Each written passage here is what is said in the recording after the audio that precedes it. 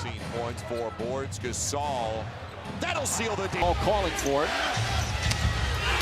Nice quick spin move. Pau Gasol. They're chanting for tacos now. That's the only thing we're talking about. Look at Gasol behind his back, over to a Reese. Yes, defensively. Scola blocked by Gasol. Farmar. It's inside, drive to Gasol. Pretty. Certainly has the ability to make plays putting it on the floor. Gasol, the drive. Beautiful move. Puts LA at the free throw line. Bryant looks inside, finds Gasol. Gasol. Russell Westbrook, 8 seconds left. Ready to go. Kobe, baseline fall away. No. Gasol, yes, on the follow. Or the commissioner cancels the game. Gasol. Count it out. Inside. Gasol didn't look for the shot. Took a much tougher one. Players that he feels it's just easy. It just comes out natural. When you look at sí me gusta. She got a thing for Chanel vintage that dropped before she could speak English. Do you love me and love seeking attention? Jeez! Jesus Christ.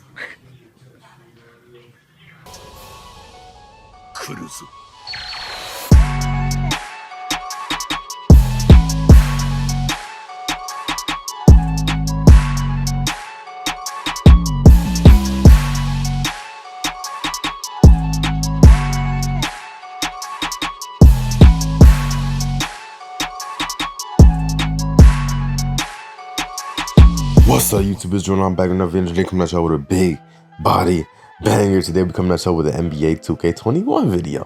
Now, first thing first, make sure you like, comment, and subscribe. We're going crazy. I think we had like 640 subscribers or something, and I appreciate y'all, you know, keep on subbing up.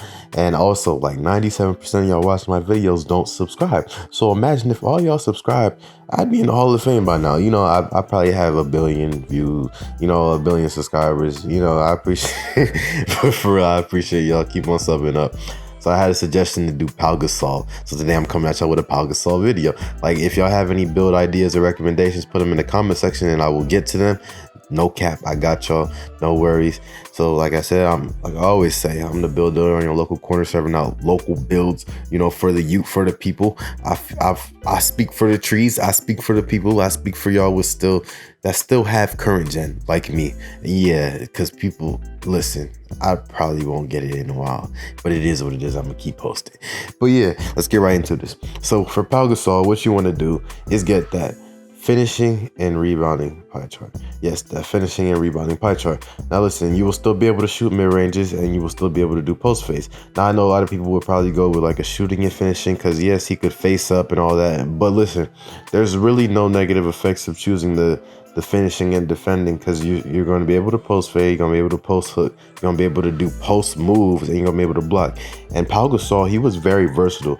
Like, he was an ultimate big man at a time, you know, averaging 2 blocks a game, averaging 10 plus rebounds a game, 20 points, you know, like he could do everything on that court.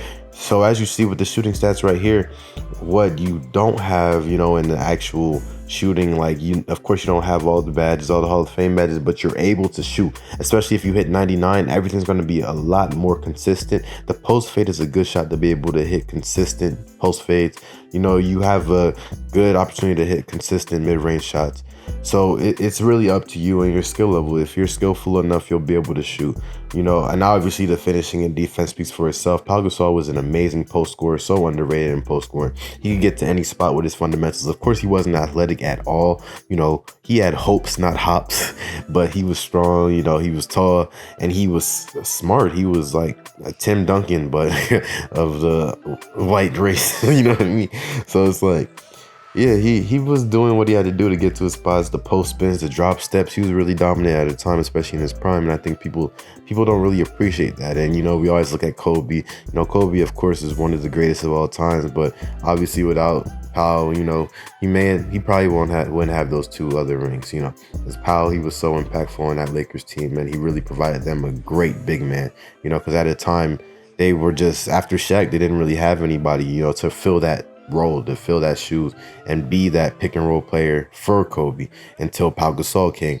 And now you have a big man that can also score 20 points and go crazy. But as you see, y'all see the wingspan, the weight. You know, I don't have to explain. Y'all have eyes. You saw the physical pie chart that I chose. You know, and takeover is up to you. I would choose post scoring takeover because it's the most useful in my opinion for Pau Gasol. Also, my bad if y'all hear something in the background. Once again, if y'all have been here since day one, y'all know that my neighbors are always doing something outside and I can't help it. So if you hear something, it is what it is. You know, I'm gonna try to edit it as much as possible. I'm the best editor on YouTube, of course. But yeah, we're gonna get into the gameplay and I'm gonna talk a little bit about Pau Gasol. So I don't know if y'all saw, but Pau Gasol went back to playing and won a championship in his first year back to playing. Like, I don't know if y'all noticed that, but he returned. I think it was like an international league. I forget where it was, maybe Spain, the Spanish team, but he came back. He's like 40 years old. You know, this man is gray. He came back out of nowhere and decided, hey, let me just win this chip real quick. Like, I think this speaks volumes. Like, I feel like he was so gifted in everything basketball. Like, Tim Duncan is what reminds me of Pau Gasol.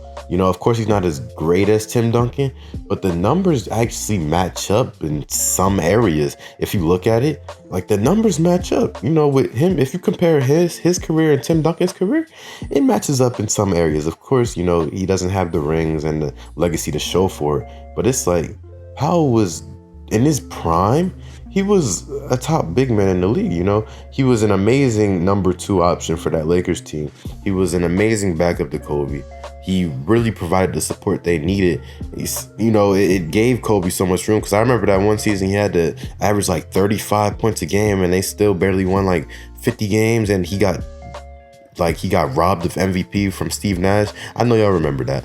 And it's like, I mean, without Pau, where would that Lakers team be? You know, would Kobe still only have 3 rings? There's so many questions, and his impact was so underrated. Like, if you look at his stat line, he did literally everything: block, rebound, score, like steal, assist, dribble. He could take the ball on fast breaks. He, you know, like, the European players that we see in this league, like, they're amazing. Manu, Pau, everywhere, like, incredible. But that's the end of the video, y'all. You know, drop your suggestions in the comment section. I'm out. Peace.